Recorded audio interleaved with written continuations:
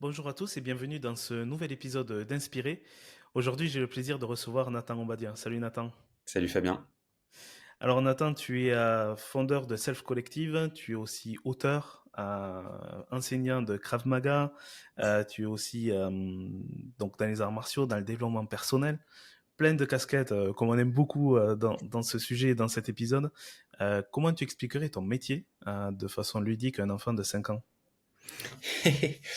Euh, un enfant de 5 ans, je lui dirais que j'essaye d'être le meilleur chevalier possible, dans le sens où euh, le chevalier qui sait ce qui est bon pour les gens, la planète, ce que c'est que la vraie gentillesse, qui sait que bah, la peur et toutes les autres émotions, ça fait partie de la vie, mais que l'objectif, ça va être que les gens s'entendent bien et ne fassent pas de conflits inutiles.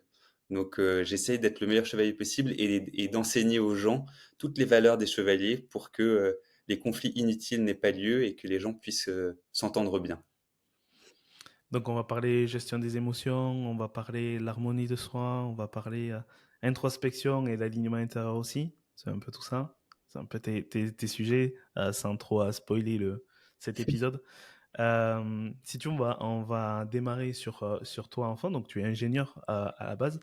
Ouais. Quel a été ton parcours scolaire et tes aspirations de l'époque? Et bah, quand je suis arrivé, donc c'était première terminale, fallait faire son choix. Déjà, je trouve ça assez bizarre de devoir faire un choix de carrière à ce moment-là, où en tout cas moi et pas mal de mes camarades, nous n'avions absolument aucune idée de ce que nous voulions faire dans la vie. Il se trouve que j'étais pas mauvais en sciences et qu'on me disait qu'ingénieur ça menait à tout. En plus, je m'intéressais pas mal aux choses, j'aimais bien comprendre comment les choses fonctionnent. Et donc, je me suis dit, bon, après le bac, je vais faire des études scientifiques, je vais tester une école d'ingé. Ça me permettra de garder toutes les portes ouvertes. Et puis en plus, s'il y a un moment donné dans ma vie où je peux faire des sciences et essayer de comprendre, c'est bien là, parce que si je vais sur une voie littéraire, par exemple, qui peut-être m'appelait un peu plus avec le cœur, bah, ça sera probablement difficile de retourner dans les sciences. En tout cas, c'est ce que je me disais à l'époque. Donc j'ai fait une école d'ingé, l'UTC de Compiègne, donc post-bac là en Picardie. Et c'était une super école parce que ça fonctionne un peu sur le modèle américain, donc on peut choisir son parcours, même s'il y a 2 ans un peu de tronc commun. En fait, on peut aller faire du cinéma, de la philo, des arts, et puis essayer d'explorer un peu. Et ensuite, dans les branches, j'ai choisi, c'est marrant, j'ai choisi la seule branche que je ne voulais absolument pas en rentrant dans l'école. Quand j'ai visité l'école en terminale là, en disant ah ouais ok ça pourrait être bien d'aller à l'UTC Compiègne si jamais je suis pris, euh, et bah je ferais génie mécanique ou alors génie des systèmes urbains ou je sais pas quoi, mais alors le génie des procédés ou ce qu'on appelait avant le génie chimique, ça jamais. Et en fait, après les 2 ans de tronc commun, on nous a présenté toutes les branches, et puis il y avait ce truc de génie des procédés industriels, une espèce de mot un peu barbare, mais le mec qui nous présentait ça nous disait, en fait, vous allez apprendre à faire une recette de pâtes qui marche hyper bien pour 3 personnes. Vous allez apprendre à faire la même chose, mais pour 10 000 personnes. Sachant qu'on peut pas multiplier la casserole et l'eau et les ingrédients uniquement pour atteindre les 10 000, il va falloir créer un process qui nous permette d'avoir le même résultat en bouche. Et ça, c'est pour tout type de transformation.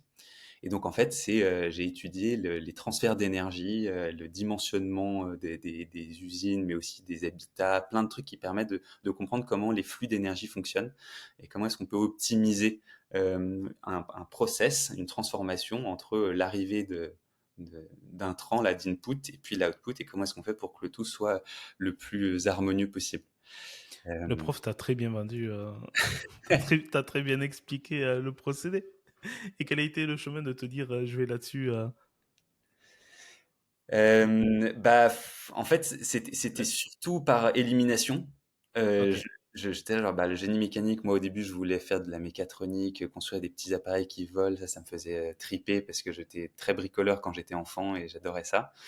Mais au fur et à mesure des 2 ans de tronc commun, je me suis dit non, je me vois pas faire ça de ma vie. Et il y avait une espèce d'attrait pour les énergies renouvelables, l'énergie de façon générale. Je sais pas pourquoi, mais j'ai choisi ça. Je m'en suis presque jamais servi d'ailleurs dans ma carrière parce que j'étais très peu ingénieur. Mais j'ai fait le lien, peut-être qu'on en reparlera, mais j'ai fait le lien après, là, rétrospectivement, en regardant un peu derrière mon épaule, en me disant, ah, mais en fait, c'est pas si loin de ce que je fais aujourd'hui, parce que là, aujourd'hui, je m'intéresse à l'énergie, mais sous une autre forme, et comment est-ce on peut justement optimiser notre gestion, enfin, ouais, de l'énergie, instant après instant, jour après jour, en tant qu'être humain. Tout est énergie, paraît-il. Tout est énergie, paraît-il. Justement, très, très jeune, tu t'es intéressé aussi au Krav Maga, dès l'âge de 16 ans, je crois. Ouais, c'est ça, 15-16 ans. Bah ça, c'était vraiment un heureux hasard. Il se trouve que j'avais un de mes amis dont le frère avait testé un cours de Krav Maga. Et puis un jour, il me dit, Ouah, mon frère a testé un truc, trop bien, tu peux apprendre à te défendre contre des couteaux, ça a l'air dingue, viens, on s'inscrit l'année prochaine. Et moi, ça a résonné direct en moi, dans le sens fascination. J'étais fasciné, je me dis, waouh, on pourrait se défendre contre des couteaux, mais et en fait, c'est venu chercher un endroit en moi où j'étais extrêmement peureux, terrifié. Et je me suis rendu compte que les conflits enfin, la violence et de façon générale les conflits me tétanisaient. Et ça, c'est un truc que je vivais, mais que je conscientisais pas vraiment. Et là, le fait que mon pote vienne me dire Krav Maga, couteau et tout, je me suis dit, ah ouais, mais j'ai l'impression que moi, je ne pourrais jamais rien faire si quelqu'un m'agressait. D'ailleurs, il y avait des histoires à l'époque au collège-lycée de personnes qui se faisaient racketter, et moi, ça me terrifiait. Et donc, je me suis dit, ok, pourquoi pas, allez, viens, on va tester. Finalement, mon pote n'est jamais venu avec moi, mais moi, j'ai testé un premier cours. Enfin, j'ai même pas testé au début. Je suis allé voir un cours d'essai, et là, j'ai vu le prof Cyril, hommage à toi si tu m'entends. J'ai vu le prof faire une démo et je sais pas si tu vois Jason Bourne, la série, la Oui. trilogie avec Matt Damon. Bah, c'était ça, mais en réel et x2. C'est-à-dire que c'était plus rapide, plus efficace, plus impressionnant. Je n'ai rien vu de ce qui s'est passé. Il faisait une démo sur quelqu'un qui l'attaquait. En 4-5 coups, ta, ta, ta, ta, il était au sol avec une clé. C'était vraiment impressionnant. Et j'ai eu des paillettes dans les yeux. Je me suis dit, ok, ça, bon, j'atteindrai jamais ça, mais va falloir que j'aille essayer, quoi. Et Je donc veux attendre là-dessus. je me suis inscrit à ce club-là, et voilà, de mes 15-16 ans là, jusqu'à mes 25-27, j'ai fait du craft à haute dose. Euh, et je suis devenu, au début, j'ai passé mes ceintures, quoi, comme tout bon pratiquant, là, année après année. Et la ceinture noire, ça me paraissait être mais, inatteignable. Je me souviens de voir la ceinture noire de mon prof à un moment donné sur le tatami, et je disais, un jour peut-être, mais en fait, j'y croyais pas. Et finalement, si, j'ai eu la ceinture noire, les Dan qui suivaient derrière, je suis devenu instructeur et c'était une véritable passion. Ouais, Et justement, le fait d'être instructeur t'a aussi apporté un éclairage nouveau, je pense. ouais, ouais. Ouais, bah, déjà, le fait de passer les grades, de sentir que j'étais capable de m'affirmer, de m'ancrer au sol, d'être capable de réagir et de pouvoir faire quelque chose, en fait. C'est ça, c'est de me dire, en fait, je suis pas forcément tétanisé, je vais pouvoir agir et en plus, je vais pouvoir agir efficacement. Ça m'a donné une certaine confiance en moi, physique, parce que j'étais beaucoup plus dans mon corps, je faisais du sport régulièrement et surtout je voyais que mes gestes étaient hyper efficaces. Donc ça m'a apporté vraiment quelque chose de l'ordre de la confiance pour le jeune ado et jeune adulte, enfin ouais, ado et jeune adulte que j'étais. Et aussi vis-à-vis du regard des autres, hein, on va pas se mentir, le symbole d'une ceinture noire de Krav Maga, surtout à l'époque où ça commençait, maintenant c'est très connu le Krav, au début c'était pas si connu que ça, et ça en jetait. Donc moi j'étais un peu considéré comme la personne qui fait du craft. Faut pas emmerder, quoi. Et donc il y avait cette image-là avec laquelle je me suis construite et et ça m'a apporté tout un tas d'outils et d'attitudes intérieures qui me permettaient d'être efficace dans la performance, de trouver la simplicité dans tous les trucs. Donc ouais, ça m'a apporté beaucoup, mais pas D'accord. que. Mais pas que. Pas que, justement. Pas que. Et d'ailleurs, pour revenir sur le poste d'ingénieur, une fois que tu es sorti de tes études, tu as arrêté assez vite. Tu as dit que tu n'as pas, pardon, été ingénieur très longtemps. Euh, Tu peux nous expliquer ce qui t'est arrivé et quel a été ton chemin? Ouais, après les études d'ingénieur, donc j'ai eu mon diplôme et j'ai été pris. Je sentais que j'avais pas envie d'être embauché en tant qu'ingénieur. Là, je voyais mes potes des années du dessus, ou alors tous mes potes là, de la même promo qui trouvaient des jobs en tant qu'ingénieur technique, quoi. Je me voyais pas du tout faire ça. À l'époque, j'avais repris la direction, attention, ça prend cette formulation, j'avais repris la direction du club entrepreneur des étudiants de l'UTC.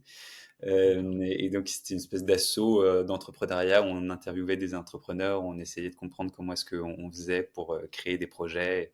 Et donc, j'étais déjà dans cette veine-là. Et j'ai été pris à l'ESCP à Paris là, dans un master entrepreneuriat. Donc, dès la fin des études d'ingénieur, je suis parti en master spécialisé Innover et Entreprendre à l'ESCP. Voilà, donc état d'esprit entrepreneurial plus, où on rencontrait plein de chefs d'entreprise, d'entrepreneurs, où on apprenait à faire des business plans, de la compta et à construire un projet. Donc ça, c'était intéressant parce que ça m'a ouvert encore plus de portes. Et je me suis greffé sur un projet qui était né pendant l'année de formation, parce que le but c'était de créer sa boîte après l'année, quoi. Et donc voilà, j'ai travaillé un peu sur une application mobile qui finalement n'a jamais vu le jour parce que je pense que c'était vraiment pas du tout moi, mais c'était intéressant de travailler déjà sur les apps. Et donc voilà, j'ai fait le master spécialisé entrepreneur, puis ensuite j'ai travaillé un peu quelques mois pour essayer de développer le projet. Au moment de le lancer, je me suis dit non, j'ai pas envie de mettre tout mon temps et mon énergie là-dedans.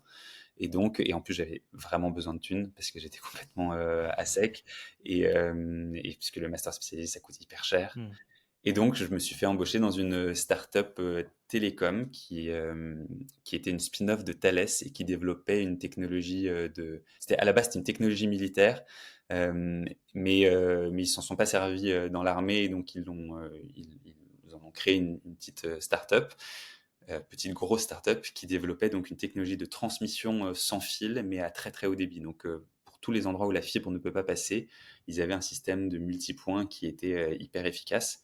Donc j'ai travaillé là-dessus, ça n'avait rien à voir, mais vraiment rien à voir avec mes études, mais j'étais en tant que marketing produit et j'avais besoin d'avoir un salaire et puis de me faire un peu au monde de l'entreprise. Et donc j'ai travaillé 2 ans là-bas, hyper intéressant de m'intéresser à ces technologies-là, comment fonctionne la transmission d'informations, la technologie de pointe aussi. Donc voilà, je travaillais un peu à Londres et puis un peu à Paris. Et là encore, à un moment donné, il y a eu un petit manque de sens et j'avais l'impression d'avoir fait le tour de ce que moi je pouvais offrir et apporter.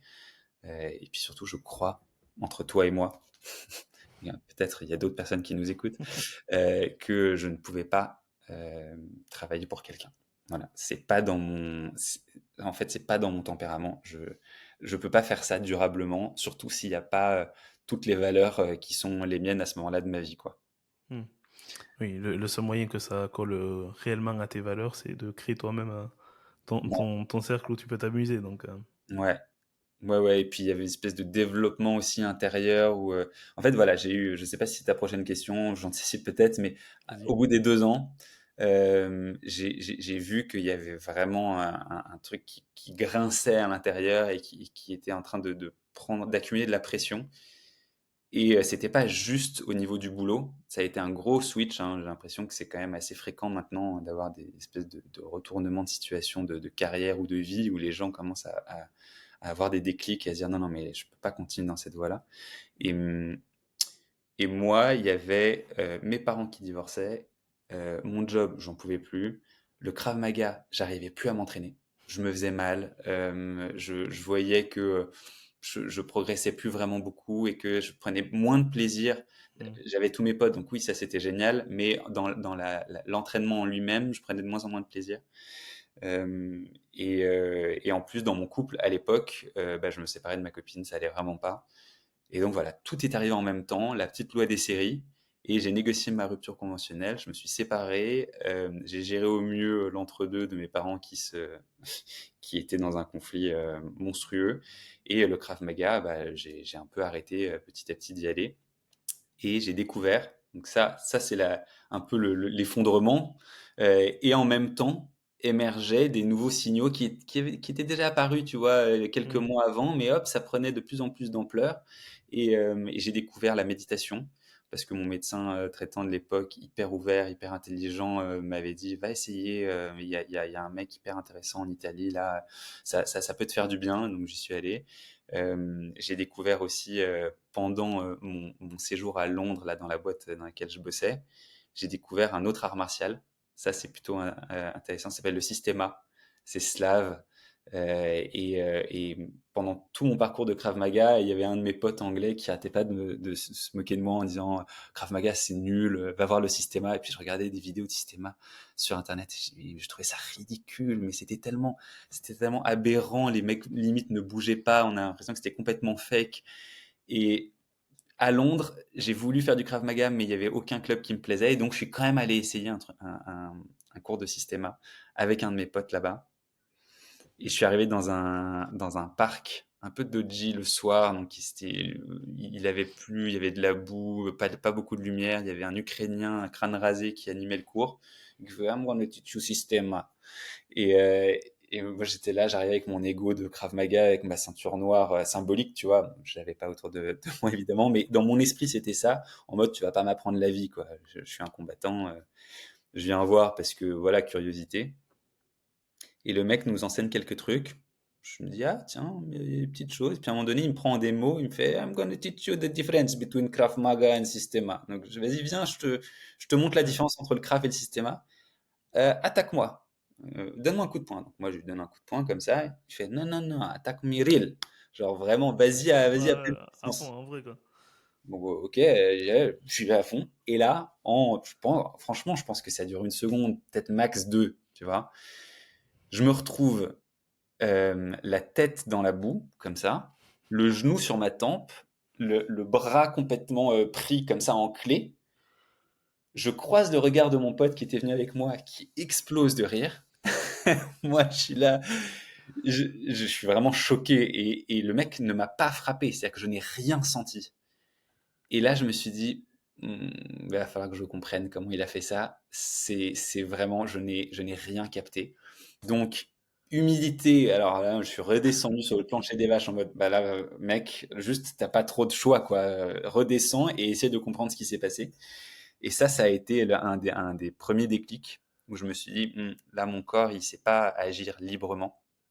Il est conditionné à faire des Hmm. séries de gestes extrêmement saccadés, explosifs, certes hyper efficaces, hein, on ne peut pas nier ça, le craft, c'est hyper efficace, mais ça génère en moi une tension et une pression de dingue, aussi euh, une, une attitude, tu vois, toujours sur le qui-vive, qui est prêt à réagir tout le temps, mais en fait c'est assez épuisant, et je me suis rendu compte, parce qu'après ce cours-là, je me suis inscrit dans un autre cours un peu plus formel, dans une salle et tout de Systema, et là, je me suis rendu compte que mon corps ne savait pas bouger librement, que je ne savais pas respirer, que je savais absolument pas comment gérer la peur. J'étais juste en mode action-réaction, on y va, on se pose pas la question. C'est que on s'entraînait pour désamorcer, enfin, ou plutôt pour, j'ai envie de dire annihiler, tu vois, mais c'est vraiment Hmm. pour annihiler la menace. C'est-à-dire qu'il y a une menace, on part du principe qu'il y a un méchant, un gentil, puis il faut neutraliser le méchant. Mais à aucun moment donné de mes 12 ans de Krav Maga, je me suis vraiment posé, moi, la question de l'intention. Pourquoi est-ce que je faisais ça? Alors oui, pour me défendre, après pour voir mes potes et pour faire du sport, mais il y avait un truc où il y avait un manque de sens. Et je me disais, mais pourquoi est-ce que je m'entraîne des heures et des heures par semaine avec des gestes explosifs et saccadés, avec une respiration extrêmement brève comme ça, et qui accumule de la tension. En plus, je faisais rien d'autre à côté pour récupérer ou pour être plus détente. Donc, il y a eu voilà ce déclic de Systema qui m'a petit à petit fait changer de bord.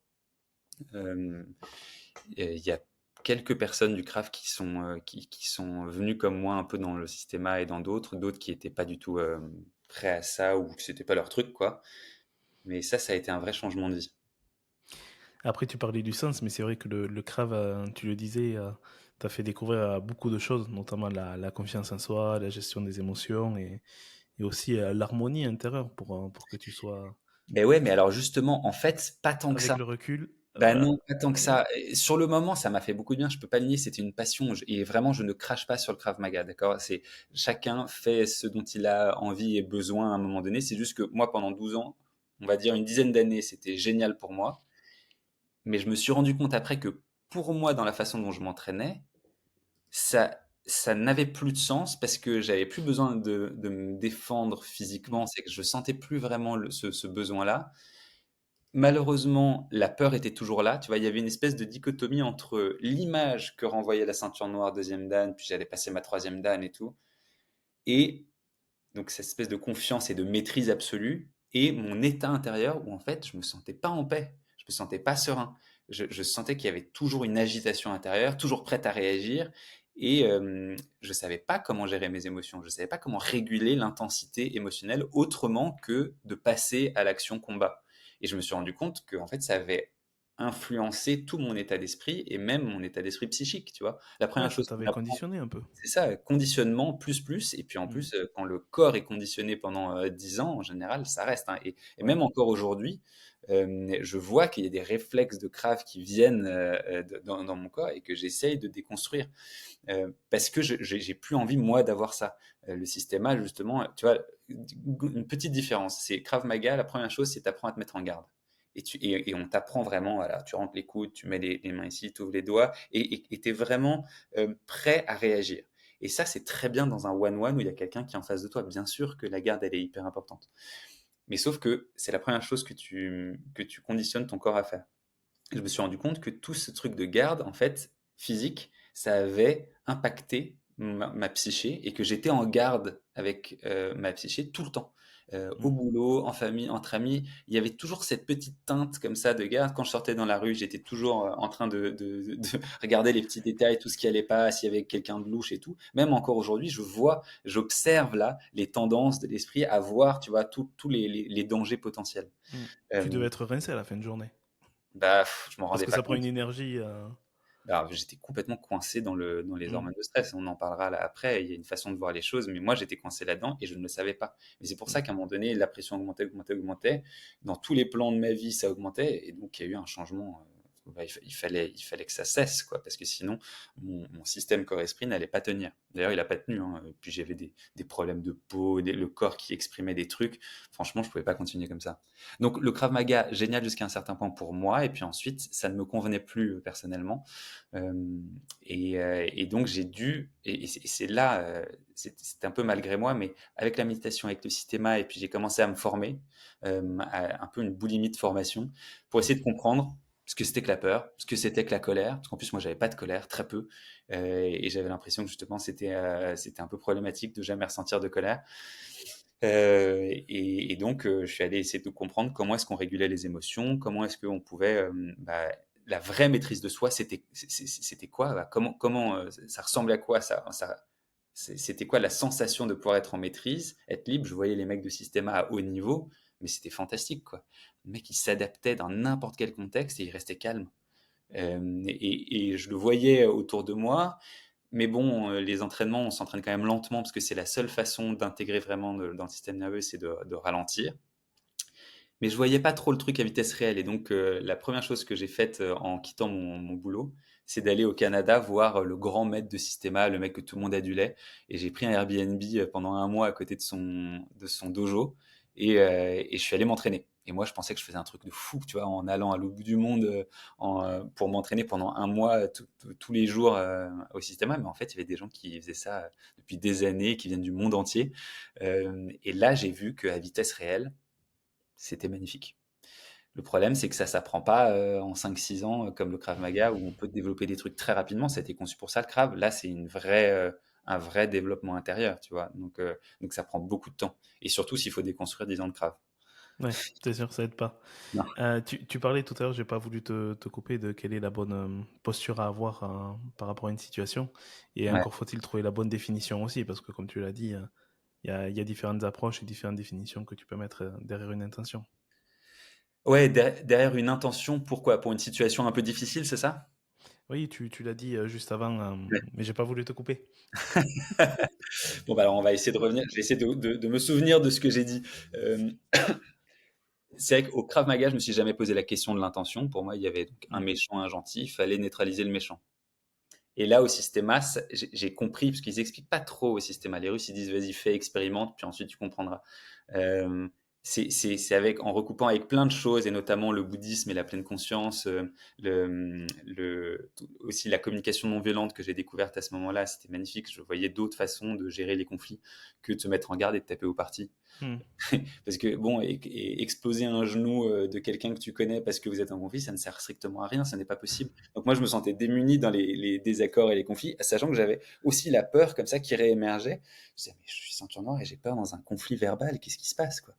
Et là, j'ai découvert après, un peu plus tard avec la thérapie, qu'il y avait des choses enfouies en moi que les arts martiaux n'avaient pas pu régler et qu'il fallait régler autrement, tu vois. Et c'est Hmm. vraiment la question des traumas.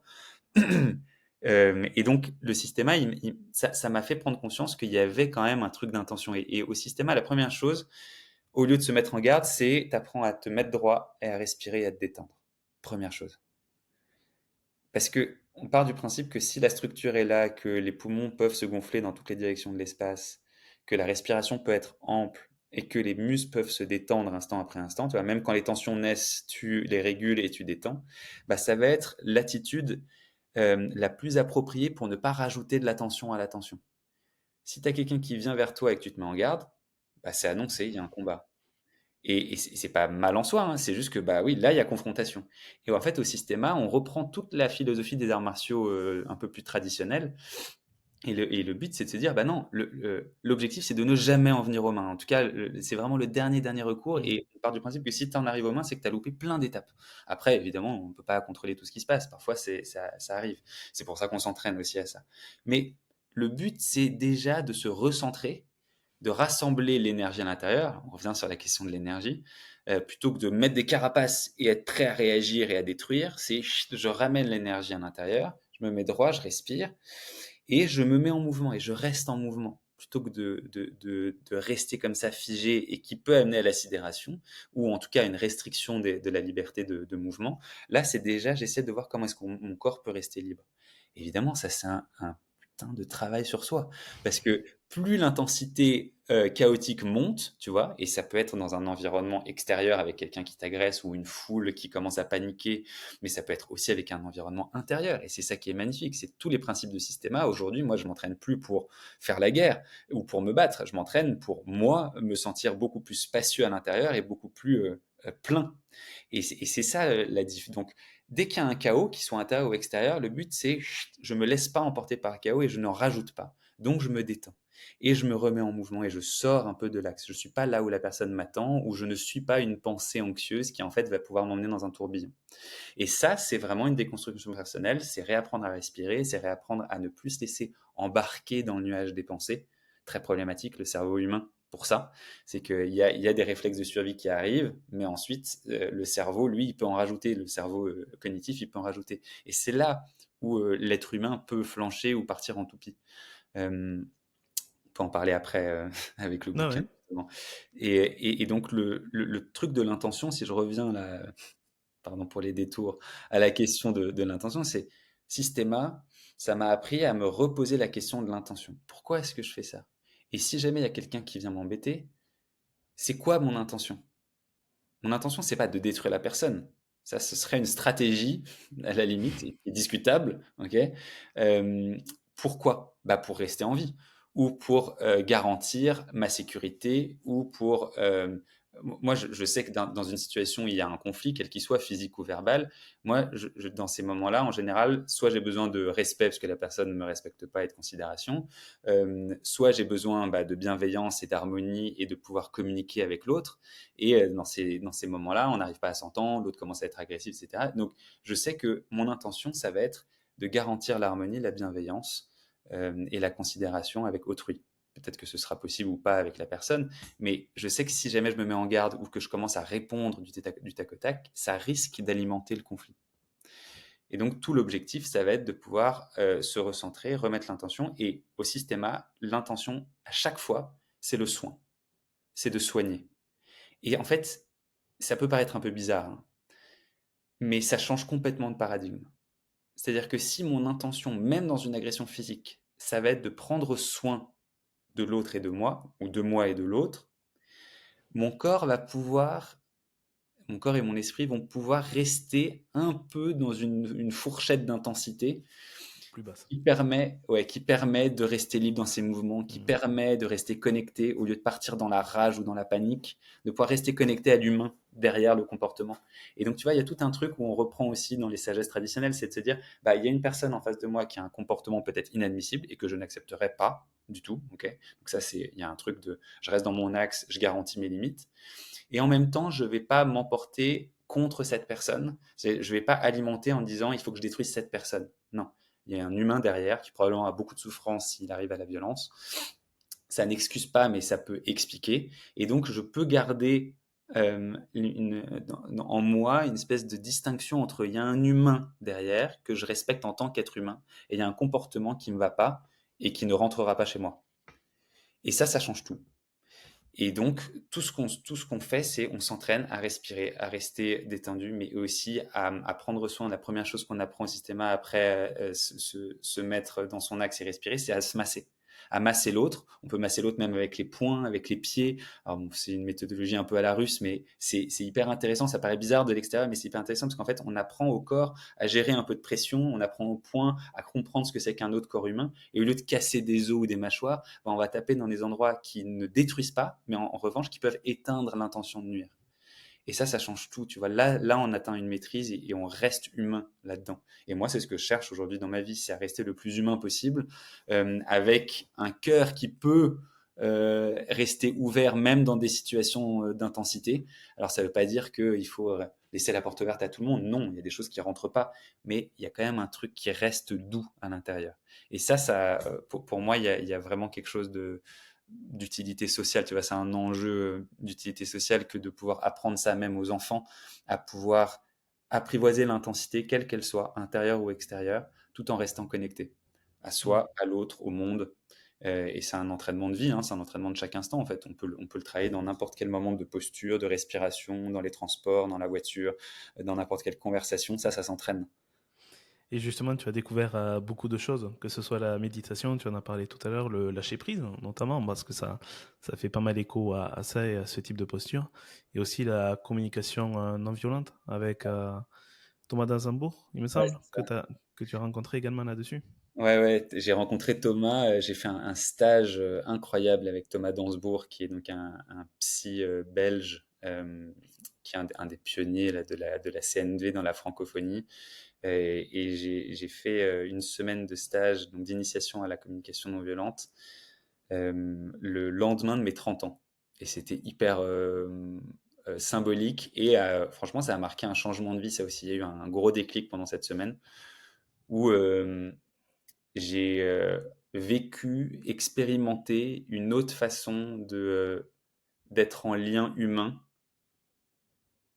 quand on est dans un désaccord ou un conflit. Tu vois, c'est-à-dire que de se dire, bon, je suis pas obligé de me mettre en garde ou d'avoir les meilleurs arguments pour avoir raison. Je peux comprendre d'où viennent les émotions. Donc, tu vois, on utilise dans la CNV, ce qui est beau, je trouve, c'est une façon d'utiliser le mental, donc comme un mode d'emploi mental pour décoder ce qui se passe à l'intérieur, de se dire bon bah quand la personne dit ça, voilà, ça c'est au niveau, on va dire, tu vois, de la parole. Et si on reste juste sur les mots, ça risque, surtout quand les gens sont un peu remontés, ça risque de rajouter de l'attention à l'attention. Et donc il y a un autre niveau, c'est le niveau émotionnel, c'est que si la personne dit des choses aussi sèches ou aussi méchantes, c'est que probablement elle vit des émotions très inconfortables qui font que elle en vient à à toutes ces façons de rentrer en confrontation. Et ces émotions-là, en fait, c'est un message.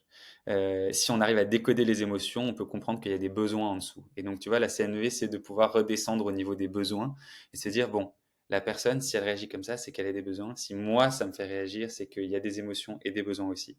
Et l'enjeu de la CNV, c'est d'aller essayer de décoder les besoins pour se relier au niveau des besoins plutôt qu'au niveau des idées. Et ça aussi, ce changement de paradigme. Et donc j'ai trouvé ça très très très beau. C'était aussi, je crois, une des premières fois où j'apprenais à ralentir pendant une semaine non-stop avec des gens bienveillants et qui ralentissaient comme moi. Moi qui étais toujours en speed, tout le temps en train d'être sur 10 000 rendez-vous, projets. En fait, je remplissais mon emploi du temps non-stop parce que le vide me faisait très peur, même si je le conscientisais pas. Et Mm. là, j'ai appris à ralentir et à discerner. Donc ça, c'était très beau et ça allait vraiment vraiment dans le sens du systéma. C'est-à-dire que je faisais des ponts à toutes les heures de la semaine. J'étais genre, oh, mais oui, mais c'est la même chose physiquement avec le systéma. Ah, mais oui, c'est la même chose. C'était trop bien.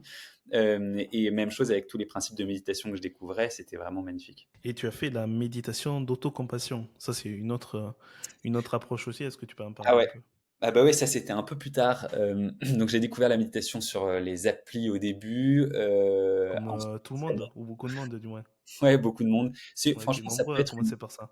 ça peut être une bonne approche pour commencer, mais C'est une belle porte d'entrée. ça permet pas d'aller très loin, mais ça permet de commencer à comprendre. Après, Mm. ça ne convient pas forcément à tout le monde, hein, la méditation, selon les périodes de vie et selon les tempéraments. Je conseillerais pas à tout le monde d'aller faire des retraites de méditation énormes, etc. Les applis, c'est une bonne façon de commencer. Ensuite, mon médecin m'a envoyé voir un mec en Italie pour faire de la méditation qui s'appelait Transcendental. Donc ça, j'ai essayé, c'était assez intéressant. C'est répéter un mantra encore et encore pour focaliser l'esprit et redescendre. J'ai pas fait ça, j'ai fait ça pendant quelques mois, mais après, je suis retourné à des voies un peu plus classiques, entre guillemets. J'ai fait un MBSR donc Mindfulness Based Stress Reduction. C'est des programmes en 8 semaines qui ont été développés par l'américain John Kabat-Zinn, qui sont complètement dénués de tout côté spirituel, religieux. Il y a quand même de la spiritualité, mais voilà, l'idée c'était d'introduire ça dans les hôpitaux et de faire en sorte que les gens puissent s'approprier les outils de la méditation. Donc j'avais fait ça, ça avait été très intéressant. Puis après, je suis allé faire des retraites un peu plus longues qui ont été très confrontantes au début. Donc là, je sors d'une retraite d'ailleurs la semaine dernière. Aujourd'hui, ça va mieux, c'est plus simple parce que j'ai de l'expérience, mais au début, c'était compliqué parce que quand tu t'assois en silence pendant une semaine, bah, vu qu'il n'y a rien à faire et que tu ne fais strictement rien et que l'intention c'est justement de ne pas faire, tu ne lis pas, tu n'écris pas, tu as éteint ton portable, tu manges bien, tu as des rythmes assez soutenus, tu te lèves très tôt, tu médites toute la journée. Bah, quand tu n'as rien d'autre à faire, forcément, à un moment donné, il y a les dossiers qui émergent, quoi. Tout ce qui est Mm. non résolu à l'intérieur va pop-up.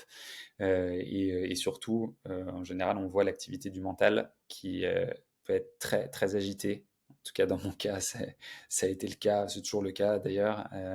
Et donc, il peut en rajouter énormément si jamais il n'est pas canalisé. D'où l'entraînement de vie. Moi, vu mon tempérament de base, qui est quand même plutôt anxieux, je n'ai pas d'autre choix que d'avoir une discipline tu vois, une espèce d'hygiène psychique et physique qui me permet de réguler. Et je pense que c'est le cas de beaucoup d'êtres humains et on a besoin absolument de s'entraîner à la vie là-dessus. Donc, en gros, la méditation, ça a été voilà, de pleine conscience, ça a été quand même une grosse exploration.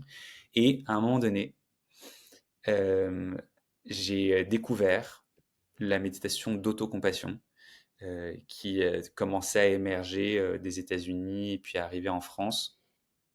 Et en fait, on peut imaginer la méditation comme deux ailes. Il y a une aile, c'est la pleine conscience, c'est-à-dire voir les choses telles qu'elles sont, être capable de rester centré, de mettre son attention au contact de ce qui émerge là maintenant et de demeurer au contact. Donc tu vois, c'est une certaine lucidité. On pourrait voir ça comme un œil. Un œil, tu vois, moi je le symbolise par un œil qui voit clairement ce qui se passe. Ah tiens, je suis embarqué dans des pensées. Ah tiens, il y a des tensions là, à l'intérieur, où il y a des émotions. Et en voyant ça, je peux ouvrir l'espace pour ne pas en rajouter, plutôt que de me laisser embarquer là-dedans. Et donc ça, c'est la première aile, c'est la lucidité, la pleine conscience. Et puis l'autre aile, c'est le cœur, c'est la tendresse, qu'on pourrait appeler aussi compassion. Et les deux vont de pair. Sauf que dans la façon dont j'avais appris la méditation au début, c'était plus voir les choses telles qu'elles sont, mais il n'y avait pas l'aspect cœur. Et la compassion et l'autocompassion, c'est la tendresse qui en fait permet, quand les gros dossiers émergent, de pouvoir se faire un gros câlin ou de pouvoir l'accepter et l'accueillir euh, sans soit se dissocier, soit en rajouter. Et moi, j'avais tendance à me dissocier très rapidement. Et c'est pour ça que la méditation plutôt classique était assez confrontante. Et là, j'ai découvert qu'il y avait une pratique que je n'avais pas encore intégrée et qui me permettait de pouvoir, donc l'autocompassion, c'est se traiter soi-même comme on traiterait quelqu'un qu'on aime profondément. Plutôt que de Se se... parler à soi comme à son meilleur ami. Ouais, exactement. Alors ça, c'est facile à dire, c'est très beau à entendre. C'est pas facile à Alors à vivre. pratiquer, ouh, quand j'ai découvert ça, j'ai fait un autre stage là sur plusieurs semaines comme le MBSR, mais version autocompassion que je recommande. Ça s'appelle MSC, Mindful Self-Compassion. Bon, il y en a d'autres, hein, mais moi j'ai fait cette pratique-là et qui a été développée notamment par Christine Neff. Euh, et bah, je me suis rendu compte que j'avais une tendance à me critiquer et me violenter moi-même, mais qui était d'une violence extrême. Et ça m'a fait un gros choc de réaliser ça. Ça m'a fait vraiment, ça m'a rendu extrêmement triste. Après, ça m'a amené aussi un énorme espoir en parallèle de la tristesse, en disant, waouh, en fait, il y a une porte qui s'ouvre là sur une autre façon d'être avec moi-même et qui va être beaucoup plus douce. Euh, et donc, c'était, voilà, le programme de 8 semaines d'autocompassion, ça a été comme tu vois, une couche d'oignon là que j'avais enlevée en me disant, ok, là, il y a une autocritique que je ne connaissais pas, parce que c'est ça le problème de l'autocritique, c'est on la voit pas, on l'entend pas en général, et Oui. elle est constante. Donc c'est hyper Mm. insidieux. Et quand j'ai compris le fonctionnement du système nerveux, j'ai vu que l'autocritique, tu vois, c'est une critique qui vient de moi et qui se retourne vers moi. En fait, ça fait exactement le même effet pour mon système nerveux que si quelqu'un me critiquait. Sauf que là, c'est moi, non-stop, et en plus, c'est invisible. C'est juste un enfer. Il y a des gens, L'auto-sabotage. l'auto-sabotage, ouais, ouais. Il y a des gens qui disent que c'est un grand fléau de l'Occident, par exemple. Oui. C'est intéressant de parler de santé mentale de façon aussi pluridisciplinaire et ouverte avec toi parce que ça met forcément, ça plante des graines, je pense, à pas mal de personnes. Ces sujets-là et c'est d'autant plus d'actualité. Ouais, bon. Et ça ne l'a jamais autant été, j'ai l'impression. Mm. Comment tu entretiens justement, parce que là je me suis pris la note pour ne pas oublier la question, comme je ne voulais pas te couper. Mais Euh, écoute-moi, hein, si je m'emballe trop là, parfois je m'envole. Comment tu entretiens justement ton équilibre psychique au quotidien? Alors, tu parlais de ces retraites que tu fais régulièrement. Quelles sont tes clés à toi? Et peut-être que ça pourra servir à certaines personnes et ton retour Ouais. d'expérience là-dessus. Alors, merci pour la question parce que ça me permet de développer un point qui moi aussi a été une grosse révélation. C'est qu'au moment donné où j'ai découvert tout ça, tu vois, la méditation, le systéma, la CNV, d'autres approches qui permettaient de se recentrer. J'ai fait aussi un DU de neurosciences pour essayer de comprendre le lien, enfin, l'intérêt de la méditation et puis tous les effets là qui se passaient au niveau corps-esprit. Euh, et en fait, je me suis rendu compte qu'il y avait donc tout un pan de ma vie que j'étais en train de développer et qui permettait de me recentrer, de me calmer, d'être un peu plus en moi. Et en même temps, quand je repartais dans l'action, dans les projets, je revenais dans mon agitation. Et donc, voilà, c'était une alternance entre agitation, des phases comme ça, d'extrême stress et tout, et puis hop, j'allais faire une retraite ou j'allais faire une autre formation, et puis voilà, j'allais me calmer un peu, ou alors je prenais vraiment 3 jours off et puis un week-end. Mais donc, c'était une alternance entre ces deux trucs. Mais en fait, c'était quand même assez épuisant.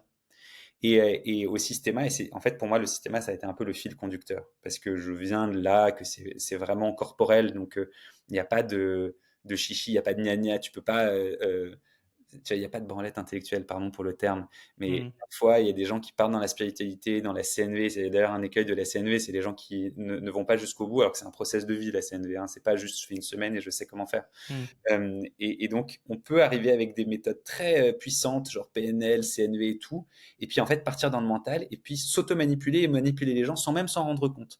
Parce qu'en fait, on reste dans le mental et on va pas dans le corps. On dit oui, mais voilà, c'est ça mon besoin, c'est ça ton besoin. Et puis, en fait, il y a un truc qui est pas juste là-dedans parce que c'est pas incarné.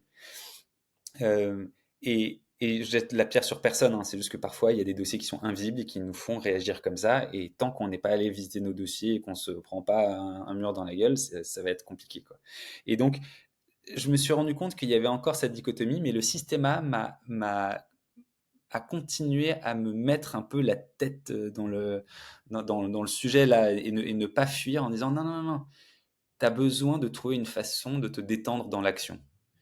Et tu as besoin de trouver une façon de rester avec cette attitude de soin et de juste effort. Parce que c'est ça le truc, tu vois, dans un entraînement d'art martial, type systéma, tu vois bien que si jamais tu dépenses trop d'énergie, et l'énergie dépensée, elle peut venir du corps qui est trop tendu et qui respire pas assez bien, et d'un esprit qui turbine, et bah, tu vas pas t'en sortir. Ou alors tu tiendras quelques secondes, quelques minutes max si tu es très entraîné, mais ensuite tu es capoute, tu peux pas.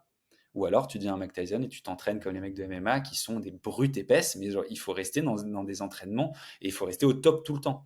Là, l'objectif du système A, c'est de dire non, le juste effort. Comment, et c'est la même chose avec la méditation, comment je peux rester en contact, comment mon attention peut rester en contact avec ce qui émerge en moi, en termes de sensations, d'émotions et de pensées, à l'extérieur de moi, en termes de mouvement, d'interaction, ok, et dans le monde, avec la juste quantité d'énergie, ni trop ni pas assez.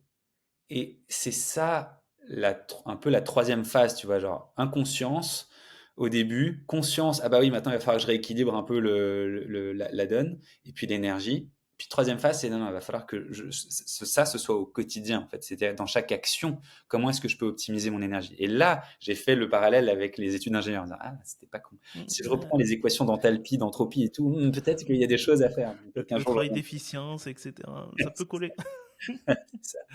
Et donc, aujourd'hui, si je reviens à ta question, c'est au lieu de m'entraîner à la survie comme au Krav Maga, ou au lieu de m'entraîner à récupérer après des journées ou des semaines intenses, c'est comment est-ce que j'apprends à cultiver la vie et le juste effort instant après instant. Et donc, c'est ce qu'on dit en méditation. La pratique, c'est de se rappeler. Et c'est de quitter le mode performance. Et ça, c'est dur pour quelqu'un comme moi qui a été, et je pense qu'il y en a plusieurs qui se reconnaîtront là-dedans, qui a été élevé par ses parents et par les systèmes éducatifs et par la culture de la société, comme bah, si t'es pas performant, tu crèves, quoi. Si t'es pas bon dans ce que tu fais, si t'es pas le meilleur en classe, t'auras pas les prépas, ou alors tu t'auras pas ces écoles-là, et tu pourras pas réussir ta vie. Si tu gagnes pas suffisamment d'argent, tu pourras pas être libre, faire ce que tu veux, voyager et tout. Et si t'es pas performant, mais en fait, on va te juger et tu seras exclu. En gros, c'est ça, quoi. Et là, il y a une invitation dans la méditation, dans le systéma, dans la CNV, dans toutes ces approches qui en fait reviennent à la même chose. Hein, c'est des portes d'entrée différentes. C'est de se dire comment est-ce que, au moins pour un instant, je peux quitter le mode problème-solution et le mode performance.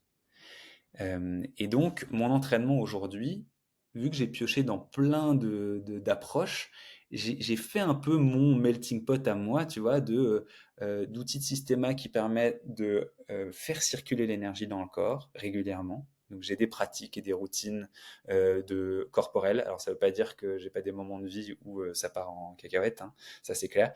Mais j'ai l'impression que année après année, je m'en rends compte de plus en plus rapidement. Et au lieu de rester des jours et des jours coincés dans un marasme, dans un truc de stress parce que j'ai une conférence ou un projet, etc., et que ça me met en stress, j'arrive quand même rapidement à avoir des retours au calme. Et donc, il y a ces pratiques-là corporelles, il y a des pratiques plutôt attentionnelles, donc avec la méditation, de focaliser mon attention et de ne pas m'éparpiller. Ça, c'est ma tendance de base, c'est de m'éparpiller dans plein d'idées et de faire des associations, mais après, ça peut partir en anxiété ou en On a rumination. compris ton cerveau en arborescence et tout ça. C'est bon, vous l'avez? Ouais, ouais, c'est bon là. Je retourne sur mes pas. Je continue la réponse à la question. Donc, j'ai cet entraînement physique, cet entraînement mental et attentionnel. Et puis, j'ai un peu une douche psychique. Là, c'est Thomas Dansbourg qui utilise ça. C'est Ouais. régulièrement, quand ça va pas, j'essaie d'utiliser, par exemple, des trucs comme la CNV pour essayer de comprendre les émotions. Dire, OK, non, mais là, quand il y a ces émotions qui n'arrêtent pas d'arriver depuis quelques heures ou quelques jours, j'essaie de comprendre quels sont mes besoins sous-jacents, parce que les émotions, ce sont des messages, des besoins, et de dire, bon, bah, qu'est-ce qui se passe là pour moi et qui fait que je reste, tu vois, complètement coincé là-dedans. Et ça va quand même beaucoup mieux depuis que j'ai fait un travail thérapeutique. Donc, j'ai essayé plein de thérapies différentes au fur et à mesure des années.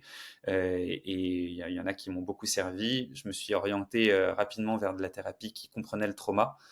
Donc, j'ai fait 2 ans de MDR en tant que patient. Ça, c'était intéressant. Ça m'a permis de débloquer des trucs. Et après, j'ai trouvé d'autres approches, dont une maintenant à laquelle je me suis formé et j'accompagne des gens. Et ça m'a permis voilà, de régler des dossiers plutôt profonds qui étaient régulés, tu vois, à la surface par la respiration et le développement personnel. Ok, très bien, je régule mes trucs, mais en fait, ça continue d'émerger en sous-jacent parce que c'est pas réglé. Et ça a vraiment été aussi un changement de vie. Et sans en faire une routine ou une injonction, mais quelle est concrètement, quelles sont tes pratiques au quotidien pour mais pour prendre soin de toi, en fait, voilà, pour résumer ce que tu as dit, Mmh. au quotidien, qu'est-ce que tu essaies de faire? Quelles sont tes bonnes actions envers toi-même? Alors déjà, j'essaie de rester en mouvement. Quand je vois que je suis assis trop longtemps, maintenant j'ai, des prises de conscience régulières de: «OK, là mes yeux, ils sont trop souvent sur l'écran, il va falloir que je les repose en regardant au loin, il va falloir que je me lève très régulièrement pour marcher, faire quelques pompes, des squats ou même aller marcher avec le chien, et le promener, d'être au contact avec les arbres, l'herbe, à l'air frais, interagir avec des gens». Voilà, déjà me mettre en mouvement régulièrement. Ensuite, il y a une pratique méditative quotidienne, même si c'est pas long. Parfois, j'ai pas le temps de faire de l'assise, donc sur un coussin, etc. Je le fais allongé avant de m'endormir ou en me réveillant. Ça peut marcher aussi, mais j'ai ça. Là, j'étais en phase de transition ces derniers mois et j'ai moins fait de sport et j'ai senti la différence que de ne plus faire de sport régulièrement. Et donc là, le but, je viens de déménager et d'emménager, et donc ça va être de pouvoir reprendre un sport régulier, fondamental pour moi, et je pense que pour plein d'êtres humains, c'est la même chose.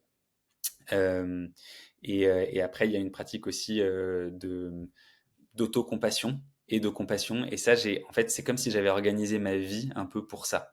L'avantage pour moi, c'est que j'enseigne les choses dont j'ai besoin.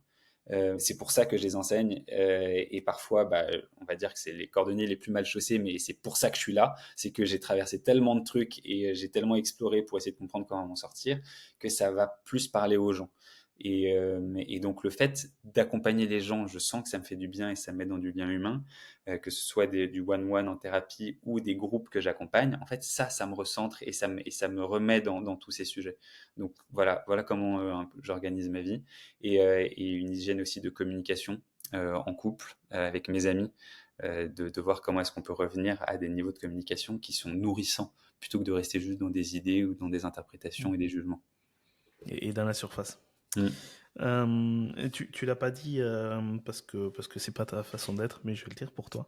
Il y a il y a une des choses que j'ai découvert sur ton parcours et que j'ai adoré, c'est que quand tu as fait du Krav Maga avec pour revenir à l'état de base, Ouais, avec la peur, avec le manque de confiance, etc. Tu as lancé tout un groupe et toute une fondation, association, j'ai pas le terme précis, ouais. pour aider les femmes notamment qui peuvent être victimes de violences et pour les accompagner, les aider et faire en sorte que ces moments n'arrivent pas ou n'arrivent plus et avoir le maximum de clés pour aider ces personnes-là. Est-ce que tu peux en parler un peu, même si je... Ouais. Voilà. Ouais, ouais, ouais. En fait, au tout début, quand j'ai quitté mon job et que je me suis mis à mon compte, en fait, j'ai créé une asso. J'étais dans une dynamique à la fois entrepreneuriale, c'est-à-dire franchement, il y a un besoin énorme. Je saisis l'opportunité, j'y vais, et, Et de sens. et de sens. Ah, mais de toute façon, s'il n'y a pas de sens, moi je l'avais bien vu dans Voilà, l'idée voilà. précédente, impossible. Donc, je m'en cache pas, il y avait un côté entrepreneurial et il y avait vraiment un truc intime et émotionnel. C'est que mes petites sœurs étaient en train de grandir, elles sont beaucoup plus jeunes que moi et elles commençaient à sortir le soir. J'avais peur pour elles, j'avais envie de leur transmettre des clés, et en même temps, jamais elles se seraient inscrites dans un club de Krav Maga. Et surtout, il y avait depuis plusieurs mois plein d'amies filles qui me demandaient des cours. Donc le week-end, de temps en temps, j'allais donner des cours pour apprendre les gestes de base, quoi. Et là, je me suis dit, bon, il y a un truc à faire. Je vais créer une asso. Si ça marche, je verrai si je gagne ma vie avec et tout. Mais au début, voilà, je voulais faire ça. Et donc, j'ai commencé à faire des stages de self-défense et de self-confiance, tu vois, self-confidence, en disant, il y a genre une dizaine de techniques de Krav qui sont hyper efficaces, qui peuvent donner confiance, et il y a des attitudes et des trucs qui peuvent émerger. Et ça, c'était en parallèle de moi, ma déconstruction du Krav Maga. Donc, en fait, quand j'ai commencé à donner les cours, déjà, j'ai vu qu'il y avait un vrai besoin, mais surtout, je me suis rendu compte que les femmes qui venaient à mes cours, elles étaient intéressées par les techniques de Krav, bien sûr, mais ça suffisait pas. Comme moi, je me rendais compte que ça suffisait pas. Et donc, au fur et à mesure de mes euh, tribulations, de mes découvertes, je rajoutais ça dans les stages. Et le tout début, c'était un stage de Krav Maga et impro théâtral.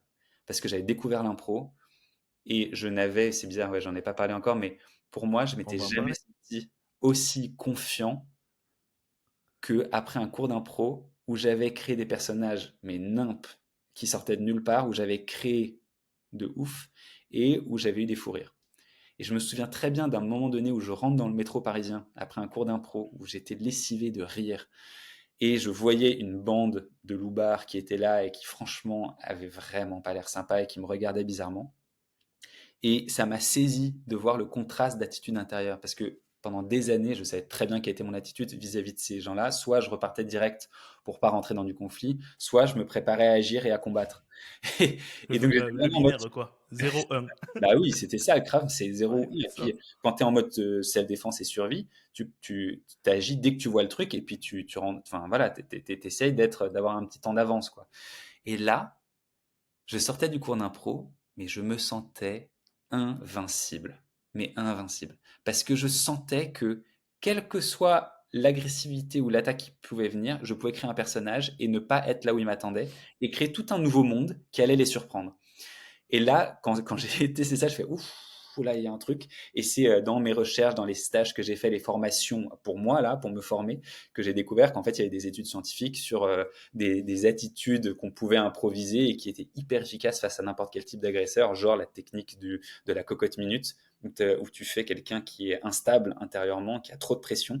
Et ça, c'est très déstabilisant pour n'importe qui. Tu vois, par exemple, tu fais genre comme ça, où tu cries d'un coup et puis tu t'arrêtes et tu souris, où tu te grattes frénétiquement. En fait, ça peut être très déstabilisant parce que la personne en face se dit, mais attends, si l'autre peut pas se contenir et se contrôler, ça va être bizarre, quoi. Donc, il y a des façons de changer de champ. Tu vois, c'est au lieu de rentrer dans le mode violence, bah, il y a des façons de rester en mouvement, de voir l'espace autour et puis d'inventer des trucs. Et donc, les premiers stages que j'ai fait, c'était comme ça, c'était Krav Maga impro. Puis petit à petit, ça s'est développé en comprenant la respiration systéma, comment est-ce qu'on pouvait mieux gérer et dompter la colère, la peur, et puis après en rajoutant de la CNV. Et en fait, cet assaut, elle a grandi, c'était vraiment génial. Bon, j'ai pas du tout gagné ma vie avec ça, mais ça me nourrissait tellement, il y avait tellement de retours de ouf. Et il y avait des bénévoles qui sont arrivés, on était toute une équipe et on gérait des stages, on faisait des stages d'une semaine, des stages de un week-end, et parfois le stage phare, le booster, ça existe toujours, hein, c'est plus moi qui les anime, c'est Melinda, une super prof. Vous pouvez aller voir sur le site selfcollective.com, on référence son site à elle. Et les boosters, ça continue, c'est une fois par semaine pendant, à l'époque c'était 10 semaines. Et ben on apprenait petit à petit plein d'attitudes pour se recentrer et être mieux. Et puis ça servait surtout dans la vie de tous les jours. Donc ça, c'était un peu le début. Et après, il y a eu le Covid. Et puis moi, je sentais que j'avais besoin de faire plus de stages mixtes. Puis j'ai fait des stages hommes aussi, hyper intéressants, que des hommes. Donc la non-mixité, ça peut être une étape fondamentale pour se sentir en confiance et se regrouper entre des gens qui ont vécu les mêmes choses ou qui, voilà, qui se regroupent autour d'intérêts communs. Et après, le but, c'est d'aller vers plus de mixité. Et donc voilà, finalement, ça a switché. Et moi, j'ai gagné ma vie surtout en entreprise, en faisant des conférences et des interventions et des formations d'entreprise. Et puis après, j'ai continué les stages mixtes, ouais. Chose que tu fais principalement aujourd'hui, d'ailleurs. Tout ce qui est Oui, accompagnement, conférence. ouais, en entreprise, ouais. Oui, c'est toujours comme ça que je gagne ma vie. Le grand public, moi, ça me nourrit personnellement, mais c'est pas ça qui nourrit financièrement. Parmi justement toutes tes conférences et tes interventions, tu abordes différents sujets et notamment un qui va parler à beaucoup de monde, c'est l'apprentissage pardon du non, savoir Ouais. dire non. Ah ouais, ça c'est mon sujet phare parce que je viens de là en fait. J'étais incapable de dire non petit pour moult raisons et notamment parce que j'ai été éduqué pour être un enfant gentil, sage, poli, qui répond aux besoins des autres, qui fait pas de remous et qui est bon à l'école, etc., etc. Et, et en fait, la colère était indisponible pour moi parce qu'elle était réprimée pendant l'enfance par les parents, mais aussi par ce que j'ai vu d'une colère destructrice dans les conflits parentaux.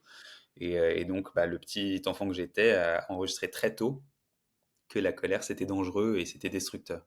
Et donc, il y avait cette difficulté à poser mes limites et à dire non. Le Krav m'a aidé, les arts martiaux m'ont aidé, mais c'est surtout la thérapie qui m'a aidé. Et c'est un peu un sujet ouais, fondamental pour tellement de gens. Et j'ai pas envie de faire de généralité, mais beaucoup pour les femmes aussi. Notamment dans la façon dont les petites filles sont éduquées en général, il y a une difficulté à poser ses limites et à dire non parce que bah, il faut quand même plutôt aller dans le sens de l'autre.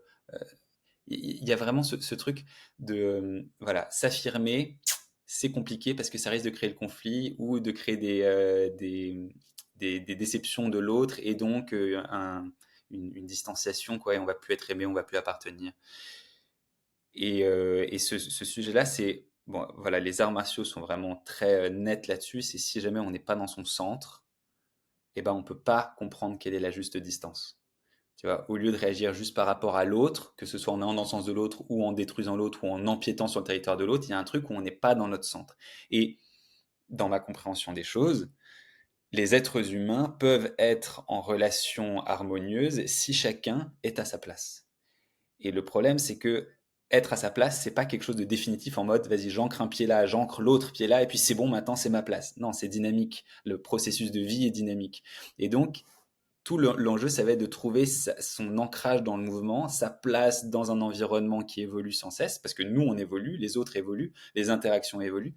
Et donc, la question du non, c'est une question c'est une question de frontières et de limites. Donc, pour pouvoir comprendre quelles sont mes limites à un instant donné, dans une situation donnée, il va que je comprenne où je suis, d'où je pars, quels sont mes besoins, quelles sont mes attentes, comment je me sens là tout de suite maintenant, et puis comment est-ce que la distance avec l'autre peut être ajustée instant après instant pour qu'on puisse se rencontrer.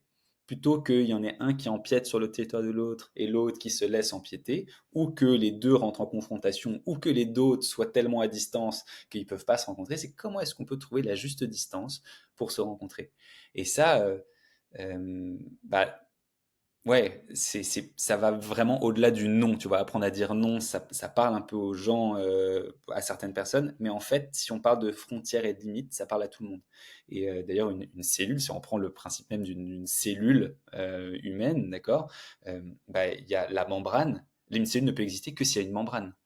Donc il y a besoin d'avoir un intérieur et un extérieur. Et en même temps, il faut qu'il y ait des échanges.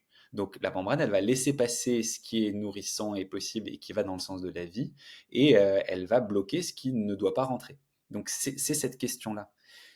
Et pour moi, c'est vraiment fondamental. C'est que c'est vraiment un des fondements de l'être humain en société. Un être humain, c'est avant tout un être d'appartenance et un être de sens. Mais un être d'appartenance, on ne peut pas vivre seul. Et donc, être capable de sentir ce qui est juste pour nous et notre santé et comment on s'ajuste, c'est juste fondamental en fait. Que ce soit en famille, avec les enfants, en couple, dans la société, avec des gens dans la rue.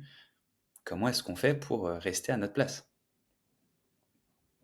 C'est important de bien cerner tout ça, et c'est sûr que c'est un apprentissage permanent. C'est Mm, ça qui est chouette, mm, l'apprentissage de la vie et des émotions.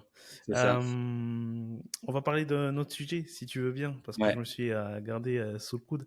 Je l'ai dit en préambule, tu es aussi auteur. C'est un peu ton actu du moment, puisque tu as sorti un livre il y a quelques mois, Le pouvoir du suricate. Yes, ouais, que j'ai pas là, mais que j'aurai. que je vais t'envoyer. Oh, c'est gentil. Le pouvoir du suricate. Euh, Est-ce que tu peux nous en parler? Et puis après, on va aller un peu plus en détail sur le sujet. Et Ouais. surtout, j'aimerais bien comprendre quel a été le cheminement, d'abord, aussi pour faire ce livre-là et pour délivrer tous ces messages-là. Hmm. Et bah, ce cheminement, donc ça fait des années que je voulais écrire un livre et que je commençais à écrire un livre. Au début, je voulais écrire un livre sur la méthode féminine qu'on avait mise en place, les boosters. Et puis finalement, ça n'avait jamais vraiment vu le jour et je pense que je savais pas trop comment centraliser mes idées. Et puis ça évoluait tellement tout le temps que j'avais du mal à formaliser le truc une bonne fois pour toutes parce qu'on apprenait de chaque stage, donc c'était vraiment génial. Euh, et puis, à un moment donné, je me suis dit, ce serait quand même pas mal de pouvoir rassembler tout ce que j'ai vécu, expérimenté et appris pour pouvoir déjà y voir un peu plus clair moi, parce que ça part tellement dans tous les sens et en même temps tout est tellement relié que déjà prendre le temps de formaliser un truc, ce serait vraiment intéressant. Et puis surtout dans les stages, je sentais qu'il y avait quand même une façon de gagner un peu du temps, tu vois, en mettant à disposition des gens tous les messages clés. Donc ça, c'était vraiment une envie depuis longtemps. Et puis j'ai rencontré un ami, Pablo Servigne, c'est un ami commun qui nous a fait nous rencontrer.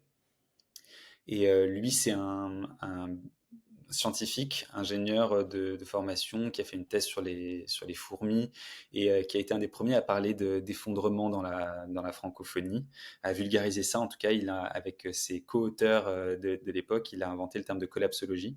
Et donc, il a une vision très politique et sociétale de regarder, on va droit dans le mur dans la façon de fonctionner en tant que société. Il va falloir qu'on se repositionne et qu'on réinvente des façons d'être ensemble parce que de toute façon, toutes les courbes montrent que on va vers un effondrement. Ce qui n'est pas problématique en soi parce que l'effondrement, ça fait partie de la vie de la planète et des espèces. Mais là, clairement, on est dans une période d'effondrement et il va falloir qu'on se réveille parce qu'on continue à agir comme si les ressources étaient illimitées alors qu'elles ne le sont pas. Et moi, j'étais pas du tout au courant de tous ces sujets-là, ou très peu. Et notre ami commun nous a mis en contact. Et là, on a commencé à échanger. J'ai commencé à découvrir sa pensée. Et en fait, il nous a mis en commun parce que Pablo lui disait qu'il avait besoin de se mettre dans le corps. Lui, il était très intellectuel. Il avait besoin de se mettre dans le corps et de comprendre un peu comment réguler la peur. Parce qu'avec tous ces sujets de collapse, eh ben, il faisait peur à beaucoup de gens.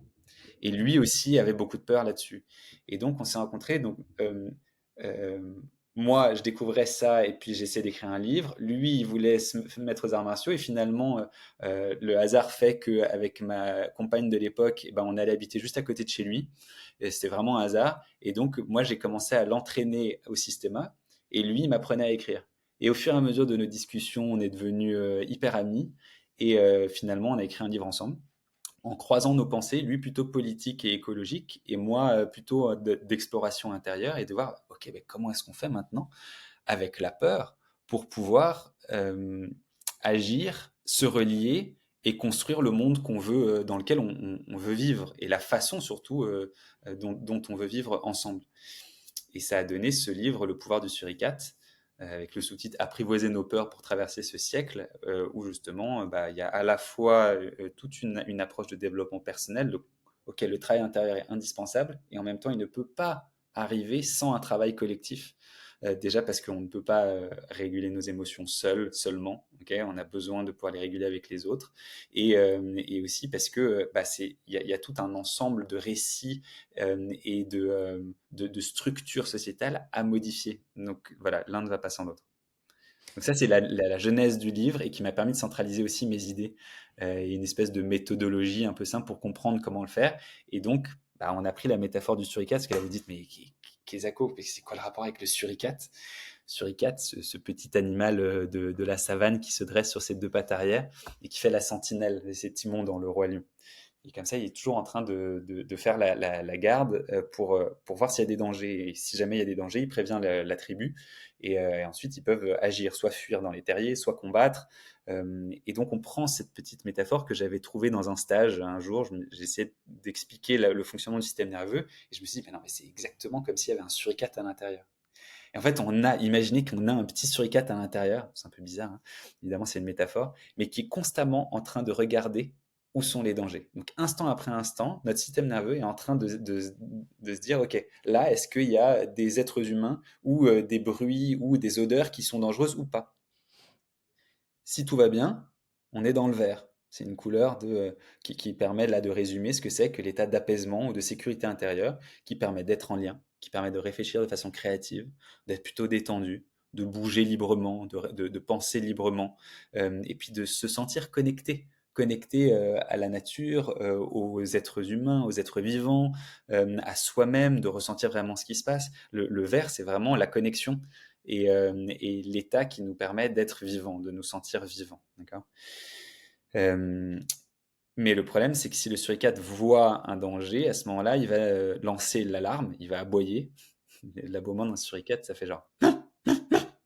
Donc imaginez qu'il y a un petit Il y a suricate une à certaine l'intérieur. maîtrise quand même, hein. Il y a beaucoup d'entraînement, Fabien. Beaucoup. Euh, et le suricate, donc s'il lance ses hormones de stress, par exemple, il y a quelqu'un qui vous attaque, ou par exemple, il y a une odeur un peu de brûlé, automatiquement, votre attention va se poser là où le problème est. D'accord. Et là, on rentre dans une focalisation. Quand le suricate lance l'alarme, on passe dans le rouge. Vous voyez, donc il y a une couleur verte, mais au-dessus, il y a une couleur rouge. La couleur rouge, c'est les hormones du stress, l'adrénaline, cortisol, c'est ce qui va nous permettre d'agir, de fuir, de combattre, mais aussi de nous concentrer, de pouvoir maintenir notre concentration dans le temps. S'il y a un gros projet à faire, bah, il y a du stress qui arrive parce que ça nous permet de mobiliser de l'énergie. Donc la couleur rouge, c'est la mobilisation d'énergie. Et c'est vraiment des hormones qui inondent le corps, hein, donc les muscles, le cerveau sont vraiment inondés de cortisol, d'adrénaline. Et donc ça, c'est hyper utile, évidemment, pour pouvoir réagir, pour pouvoir agir, mais c'est une dépense d'énergie. Donc faut redescendre derrière dans le verre, sinon on risque d'être épuisé comme moi avec le Krav Maga ou comme les gens qui font des burn-out. Et d'ailleurs, c'est qu'à un certain niveau de rouge, à un moment donné, le suricate se dit: «Ah non, non, mais là, je peux plus». Soit parce qu'il y a trop de danger à l'extérieur, soit parce que moi, à l'intérieur, je dépense beaucoup trop d'énergie. Donc il y a un seuil à partir duquel il passe dans la couleur bleue. Et la couleur bleue, c'est l'acidération, la tétanie. Le moment donné où on perd nos moyens, où on se décourage, on jette l'éponge. C'est associé à des émotions. Vous voyez, si le rouge est associé à des émotions de peur ou de colère, donc tout ce qui est stress, anxiété, agacement, irritation, rage et tout, le bleu, ça va être associé à des émotions de découragement, de dépression, de culpabilité, de honte. Et donc, c'est vraiment tout un monde qui perd de sa substance. Il y a toute une vision des possibilités qui se restreint. C'est comme si plus rien n'était possible. Moi, les phases de bleu, c'est vraiment des phases de découragement total, où j'ai l'impression que je suis une grosse merde, ou que de toute façon, ça sert à rien ce que je fais, ça n'a jamais servi à rien. Et donc, bah, parfois, hop, je repasse dans le rouge en disant, mais si, ça sert à quelque chose, et on repart en mode combat. Et donc, très souvent, on alterne entre des phases de rouge et de bleu, de rouge et de bleu. Et ça, c'est très très épuisant parce que le vert manque et donc on peut plus vraiment être connecté, on peut plus vraiment se entendre les besoins de l'autre, communiquer ou même comprendre nos besoins parce qu'on est tellement dans l'action ou dans la survie, dans rouge ou bleu, qu'on peut plus vraiment être dans la vie. Et ce qui est intéressant, c'est de comprendre que ce suricate, il détecte aussi les signaux qui viennent de l'intérieur. C'est-à-dire que si mon corps a un déséquilibre intérieur, parce que je mange un truc qui est un peu du poison, ou que j'ai une maladie, par exemple le Covid, ça peut faire passer dans le bleu. Moi, ça m'a fait passer dans des états de bleu et de rouge terribles. Mais c'est donc les signaux du corps, mais aussi les signaux de la tête, c'est-à-dire des pensées. Si vraiment il y a des pensées ruminantes qui ont la tendance et qui ont un impact dans le corps, en gros, ça va donner au suricate des informations d'insécurité. Et donc, c'est ce qui explique les crises de panique, par exemple. On a une peur, mais finalement, le mental ne comprend pas la peur, parce que le mental est un peu dissocié du suricate qui, lui, est dans le cerveau primitif. Et donc, quand ils sont en opposition, plus on monte dans le rouge ou dans le bleu, plus ils sont en opposition. Et donc, le mental peut se dire, mais c'est quoi cette peur-là? Attends, attends, attends, c'est hyper dangereux. Et donc, il envoie des pensées de peur. Et donc, le suricate reçoit des pensées de peur et rajoute de la peur. Et donc, la peur fait encore plus peur au mental qui rajoute de la peur. Et on part en panique. Même chose avec la colère. J'ai une colère qui arrive, le suricate lance l'alerte rouge colère, et puis le mental rajoute en disant oui, c'est vrai, c'est quand même incroyable de se comporter comme ça devrait pas être comme ça, et puis nanana, il devrait faire ci, il devrait faire ça. On alimente, et hop, ça fait cercle vicieux, et on part dans une colère implosive ou explosive, et là, ça part en vrille. Donc, tout le sujet de l'être humain, j'ai envie de dire, et des êtres humains qui vivent en tribu. Le problème, c'est qu'on vit plus vraiment en tribu, alors que dans nos gènes, on devrait vivre en tribu. C'est de pouvoir apprivoiser ce suricate. C'est-à-dire de pouvoir reconnaître qu'il y a des couleurs vertes, rouges et bleues dans notre vie. Alors évidemment, c'est des dynamiques. Il y a des dominantes de rouge, des dominantes de bleu, des dominantes de vert, mais on a un peu toutes les couleurs constamment en jeu. Mais c'est-à-dire que le problème n'est pas la couleur rouge et la couleur bleue. Le problème, c'est d'en rajouter et de ne pas pouvoir revenir dans le vert derrière. On ne pourra jamais éviter les couleurs rouge ou bleu, c'est fait pour nous à la base, okay, pour nous en sortir. Et donc tout l'objectif, ça va être de pouvoir apprivoiser le suricate, de le comprendre, c'est-à-dire quand il lance le rouge ou le bleu, il y a des émotions et des sensations corporelles, des vagues d'énergie corporelle, bah là la CNV peut nous aider, c'est de se dire mais le suricate, c'est le gardien de nos besoins. Il est en train de nous crier un besoin. Donc, si on arrive à décoder l'émotion et puis la vague là, d'énergie qui est dans notre corps, on peut comprendre quels sont nos besoins à ce moment-là et essayer de communiquer avec lui. Et communiquer avec lui, ça se passe principalement par le corps, vu qu'il fait partie du cerveau réflexe là, de survie. Et bah, on peut pas juste par l'effort de la volonté dire arrête d'avoir peur. Si c'était le cas, personne n'aurait peur, personne ne se mettrait en colère. C'est un peu plus complexe que ça. Ça peut marcher avec des images, par exemple, ou d'essayer de se souvenir de moments donnés ou d'imaginer des moments de reconnexion.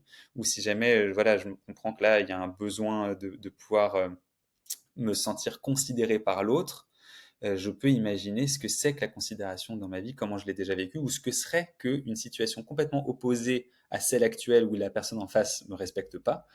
Je dis, mais ce serait quoi en fait si cette personne me considérait? Et là, je peux essayer de me nourrir en disant, ah voilà, c'est ça mon intention. Plutôt que de rentrer dans du conflit rouge ou de passer dans le bleu parce que j'arrive pas à gérer les conflits, c'est quoi mon intention et comment est-ce que je vais pouvoir, à partir de ce besoin-là, trouver des façons d'agir, mais à partir du calme, pas à partir de la réaction. Donc c'est un travail à tous les niveaux. C'est un travail corporel, c'est un travail émotionnel, c'est un travail mental, et les trois doivent tisser entre eux. Si on n'arrive pas à tisser entre les trois, il y a des moments donnés où on se dissocie et on reste bloqué en mode survie. C'est là où c'est intéressant. Il y a toujours deux façons de voir une seule et même chose, hein. Et Ouais, c'est comme tu le dis, soit tu le prends d'en haut ou soit tu le prends d'en bas avec ce calme et cette sérénité. c'est ça. Et les deux sont hyper utiles, hein. L'intérêt, en fait, c'est de savoir faire les deux. C'est-à-dire, parfois, on a besoin d'agir par le mental, et puis pour essayer de comprendre ce qui se passe dans le corps, parfois, il faut quitter le monde des pensées, revenir au corps, respirer un bon coup, aller marcher, et essayer voilà, de se remettre en mouvement comme ça, pour ensuite, une fois qu'on est reconnecté au calme intérieur, se dire comment est-ce que maintenant je vais agir à partir du calme. Et ça, pour moi, c'est vraiment l'enjeu de l'être humain tel qu'on l'est aujourd'hui, avec un cerveau de survie et un cerveau mental qui ont besoin de coopérer entre eux. Comment est-ce qu'on peut apprivoiser notre Mm. suricate? Comment est-ce qu'on peut communiquer avec lui? Par la respiration, par la posture, par la détente, par les images et les récits qu'on va créer et alimenter, par la façon dont on va se positionner dans l'espace et communiquer avec les autres. C'est comme ça, hein. Et donc, je ne sais pas si tu allais poser cette question-là, mais j'avais Bien créé, sûr que je l'ai posé. bien sûr, Fabien, évidemment. En gros, pour essayer de simplifier un peu, parce que c'est une pensée complexe, évidemment, hein, le cerveau, le lien corps-esprit, c'est hyper complexe. Il y a plein de trucs qui rentrent en jeu. On ne peut pas tout comprendre. D'ailleurs, aujourd'hui, les neurosciences, les physiologistes, etc., ne comprennent pas tout. Mais il y a quand même des grandes tendances. Et là, en écrivant le bouquin, j'ai centralisé un peu les idées et j'ai créé une boussole. D'imaginer là que le suricate, lui, il a une boussole constamment et il regarde les quatre directions de la boussole pour voir où sont les signaux de danger et de sécurité. Donc on peut utiliser cette boussole pour comprendre qu'est-ce qui nous a activés, mais aussi on peut utiliser cette boussole pour essayer de comprendre où est-ce qu'on peut aller récupérer des signaux de sécurité pour lui, pour revenir dans un état qui nous permet d'agir et non pas juste de réagir. Et cette boussole-là, elle est hyper simple. Il y a deux directions vers l'extérieur, deux directions vers l'intérieur. Vers l'extérieur, c'est le monde, l'environnement et l'interaction avec les autres. Donc le suricate, il va regarder. Tu vois, là, dans notre interaction, Fabien, la première chose qui émerge, c'est pas notre mental, c'est nos suricates entre eux. Et c'est complètement inconscient. C'est en quelques millisecondes, nos suricates ont déjà, par l'intonation de notre voix et le faciès, ils ont déjà détecter des signaux. Et donc, si quand même je commence à parler comme ça, bah, peut-être que en toi, il va y avoir des signaux qui disent, ouf, c'est un peu bizarre là, qu'est-ce qu'il est en train de nous faire, le mec derrière sa caméra. Alors que si ma voix est plutôt connectée et qu'elle ralentit un peu, tu vois, et que dans mon visage et dans la façon dont je regarde et je souris, il y a des signaux de sécurité, et ben peut-être que ça va envoyer chez toi donc à ton suricate des signaux de sécurité. Donc, tu vois, déjà ça, de comprendre que notre suricate a un impact sur les autres suricates et les autres suricates ont un impact sur notre suricate, c'est de se dire que si je cultive le vert en moi, je vais avoir un impact différent sur les autres que si je suis coincé dans le rouge ou dans le bleu. Donc, il y a deux directions dans la boussole, c'est l'extérieur avec l'environnement et les autres, mais l'intérieur, c'est aussi avec la façon dont le corps est et la façon dont les pensées agissent. Et donc, je peux aller mettre du sens, tu vois, tous les besoins de sens, de prédiction, de qu'est-ce qui va se passer, mais aussi de sens de la vie et de là où je vais dans ma vie. Ça va nourrir dans la direction des pensées, des besoins, ça va nourrir des besoins et envoyer du verre au suricate. Remettre du sens sur ce qui se passe au niveau planétaire ou au niveau sociétal ou politique, dans un contexte plus global ou même dans ma vie, de remettre dans un contexte plus global, ça va en général amener de l'apaisement. Dès qu'il manque de sens ou de prédictibilité, l'incertitude, c'est terrible pour le suricate. Il se met en alerte tout de suite. Tout ce qui va permettre d'envoyer des signaux de sécurité du corps au suricate, par exemple en respirant profondément, en détendant le corps, tu vois, c'est tous les trucs du système A. Ça va aller dans la direction du vert. Mais je peux aussi me nourrir en me disant, bah, le suricate, il a besoin dans la direction de l'autre, il a besoin d'avoir de l'amour, de l'appartenance, de la considération. Il a besoin de se sentir écouté et entendu. C'est fondamental. Et donc, d'aller nourrir ce genre de relation, de créer des moments et des endroits où je vais pouvoir me regrouper avec des êtres humains qui sont dans les mêmes valeurs que moi et dans la même approche. Tu vois, on parlait du CJD tout à l'heure. Bah, pour moi, ce genre de mouvement, c'est fondamental. On a besoin de ça dans une vie d'être humain, de se regrouper entre personnes qui partagent les mêmes valeurs. Et de créer peut-être des cercles d'amis ou de famille, des cercles de parole, des moments donnés où on peut écouter les uns et les autres sans être dans l'agitation. Donc ça envoie du verre au suricate. Et après, évidemment, il y a l'environnement. Si je suis revenu à Paris pour au moins 1 ou 2 ans, c'était différent que d'habiter dans le sud-ouest où quand je sortais de chez moi, j'avais l'océan et le surf. Bah, clairement, ça envoie des signaux autres sur ICAT que quand je sors à Paris et qu'il y a déjà une file de bouchons avec des gens qui klaxonnent. Ou quand je suis dans un environnement complètement toxique en entreprise ou ailleurs, bah, clairement, si je reste dans un environnement comme ça va envoyer des signaux de stress au suricate. Donc, comment est-ce que je peux faire pour créer d'autres types d'environnements? Me reconnecter à la nature, aller marcher, etc. C'est bon, je croyais que tu avais arrêté comme ça. J'ai arrêté comme ça parce qu'en fait, je peux continuer ad vitam, mais en gros, voilà, c'est le suricate, cette boussole-là, elle nous permet de naviguer et de communiquer un peu mieux avec lui. Et quand on comprend ça, on peut mettre en place un certain nombre de ressources et d'environnements ressourçants pour nous. Et ça rejoint, tu vois, ta question de tout à l'heure de comment est-ce que tu cultives au quotidien. Bah, au quotidien, je suis en train d'examiner ma boussole et de me rendre compte qu'est-ce qui envoie des signaux d'insécurité et qu'est-ce qui va pouvoir envoyer des signaux de sécurité à mon suricate. Et ça, c'est juste, ça devient une façon de vivre, quoi. Parce De qu'il n'y a pas vivre et de d'autre voir les choix. choses, ouais. Bah ouais, et avant, c'était la rareté pour moi, des moments de détente, de calme, tu vois, c'était la rareté dans ma vie d'une semaine. Et maintenant, mon intention, c'est que ça soit la majorité du temps. Et ça, c'est un changement complet de paradigme. Et il y a une autre façon, c'est un peu bizarre, hein, de se dire, bah, peut-être que je vais jamais arriver à un niveau de performance tel que je l'ai aujourd'hui sans me botter le cul.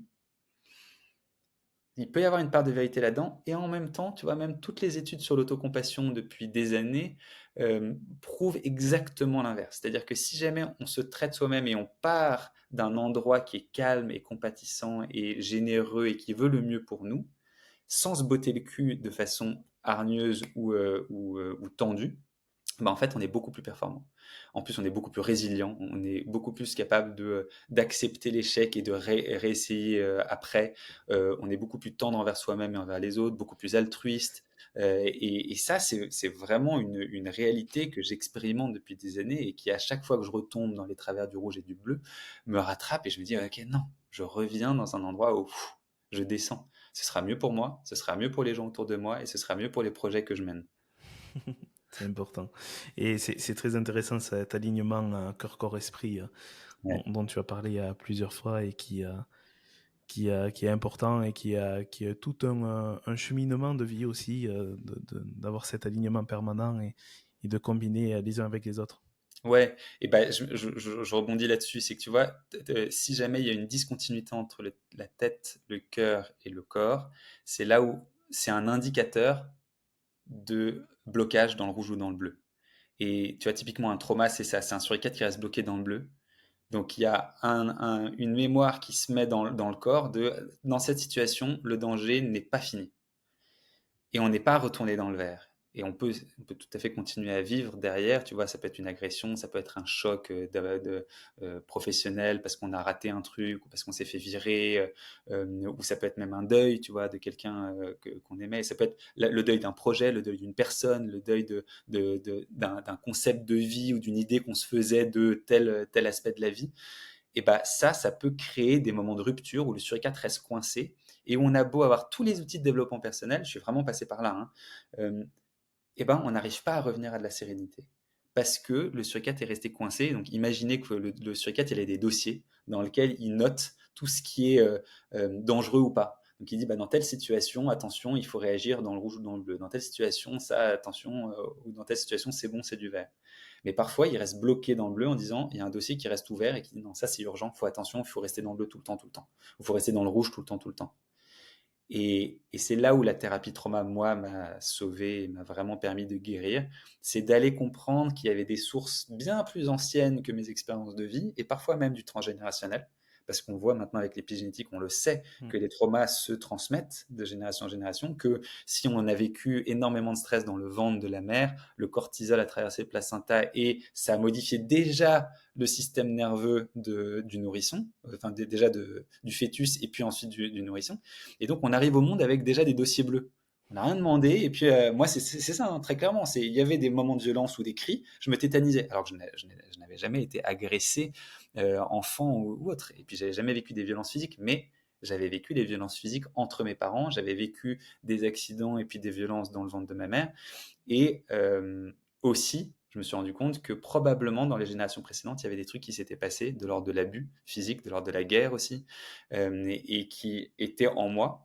Et c'est en résolvant ces dossiers-là, en mettant à jour ces dossiers-là avec le Suricat, et la thérapie trauma, c'est une façon d'aller fouiller dans les dossiers et d'actualiser. Ça peut prendre du temps comme ça peut être rapide, ça dépend des dossiers.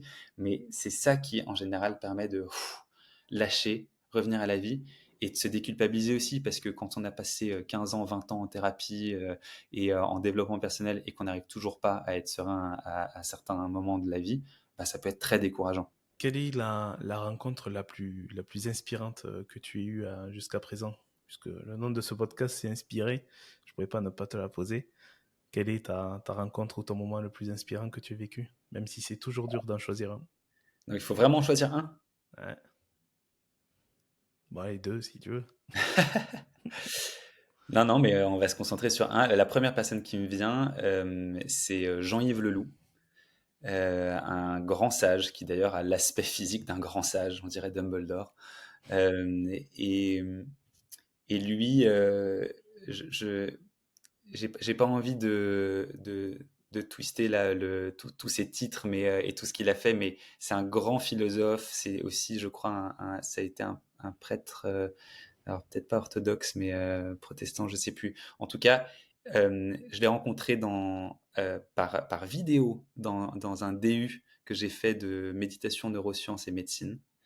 Et ça a été un wow effect, vraiment. C'est-à-dire que dans la façon dont il parlait, alors que c'était en vidéo, hein, et c'était même une vidéo enregistrée, mais c'est comme s'il était dans la pièce. Il était tellement rayonnant, tellement inspirant, tellement calme à l'intérieur, avec un tel espace et une telle compréhension fine de la réalité, qui nous a embarqués direct.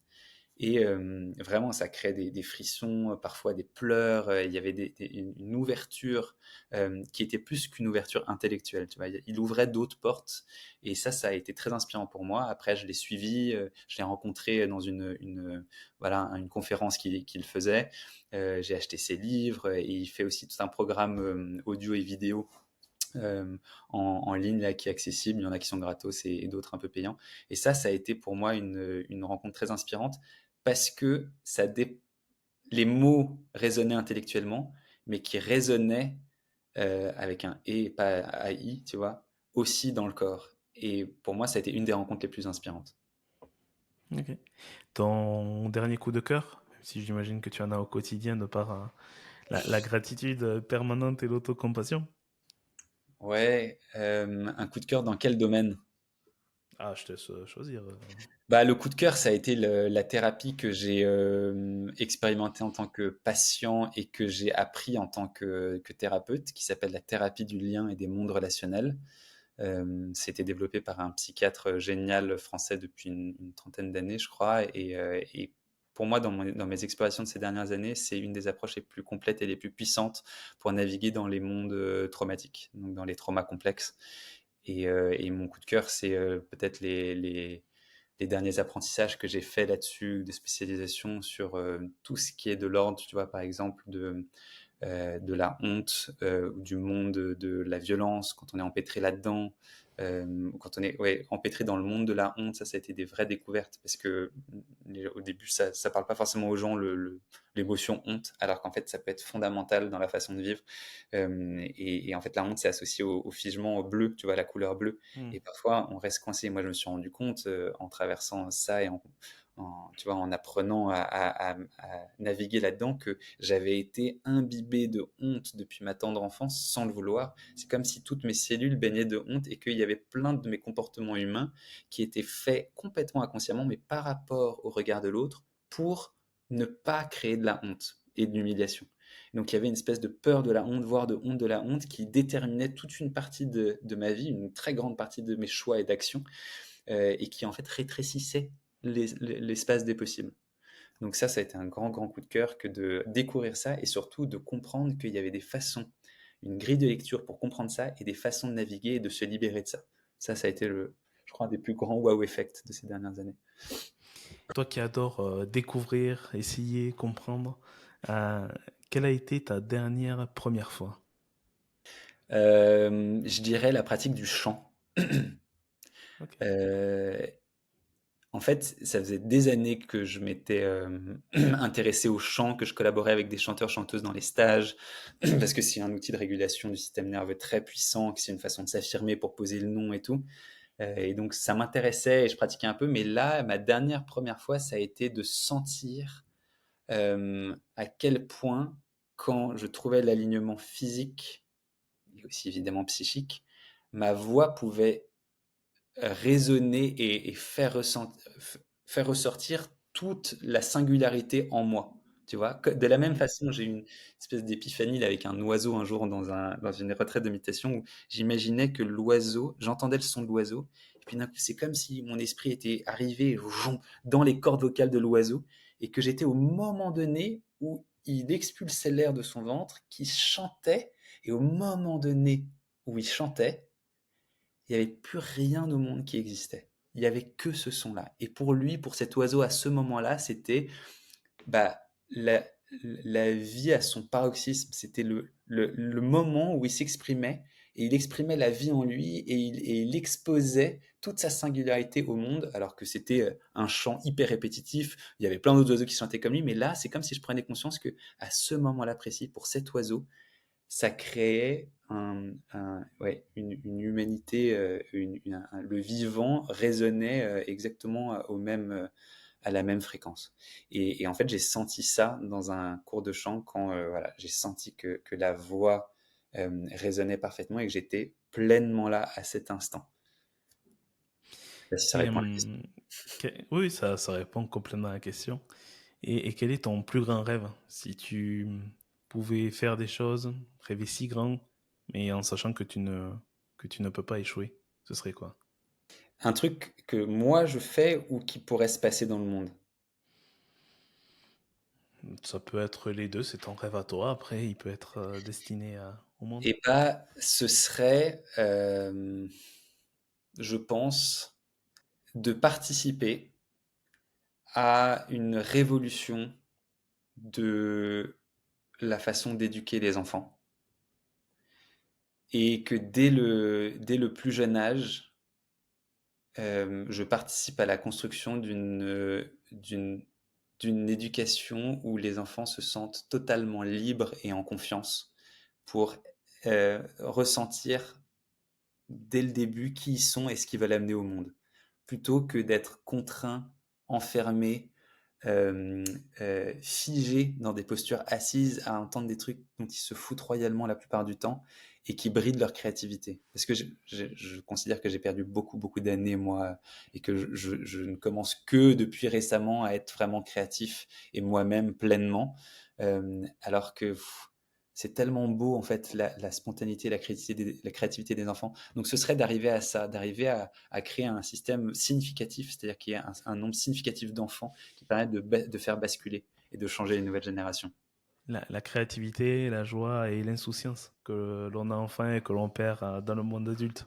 Exactement. Vaste sujet Vaste sur lequel sujet. je travaille en ce moment. Une dernière question pour toi, Nathan, parce que je sais que tu aimes les challenges. Comment quelle serait ta philosophie de vie si tu devais la définir en une phrase ou deux? Challenge, une phrase ou deux. Bon, je suis désolé, je vais paraphraser. Je crois que c'est Marie Oliver qui dit ça. En anglais, c'est love and let go. C'est aimer et lâcher prise. Voilà, c'est peut-être les deux apprentissages fondamentaux de l'être humain. Et si à chaque instant on peut cultiver une certaine forme d'amour envers soi-même, les autres, le monde, tu vois, un truc de reconnexion à l'essence des choses, et d'avoir le courage de lâcher ce qui n'est pas utile ni pour soi, ni pour les autres, ni pour le monde, bah, franchement, si les êtres humains passent du temps à travailler intérieurement pour ça, je pense que vraiment, on va dans le bon sens. Super. Merci beaucoup à toi, Nathan. Merci Fanny pour l'invitation. J'ai- j'espère que tu as passé un bon moment. Super. J'en profite pour rappeler le livre, donc Le pouvoir du suricate, qui est disponible dans toutes les bonnes librairies que vous pouvez commander également. On mettra aussi le lien de tout ça et également de ta société et du projet qui aide les femmes à travers la personne qui a pris le relais, que tu as formé, qui a pris Ouais. le relais. Comme ça, on mettra tous les liens dans la description. Je crois qu'on a fait le tour. Tu avais d'autres sujets, Nathan? Bah écoute, non, hein, j'ai beaucoup parlé. Merci pour les bonnes questions. J'espère que c'était clair. Et puis sinon, bah, lisez le livre. C'est peut-être une façon un peu plus claire de présenter les choses. Plus Merci. structuré, c'est ça? Ouais, tout ça, tout structuré. C'est chouette la spontanéité et l'authenticité aussi que l'on a dans ces moments de partage. Ouais, clairement. Merci à toi, Nathan. Et quant Merci à moi, je vous Fabien. souhaite une très bonne journée. Et je vous retrouve très prochainement pour un nouvel épisode d'Inspiré, que ce soit sur les plateformes audio ou sur YouTube. À très bientôt.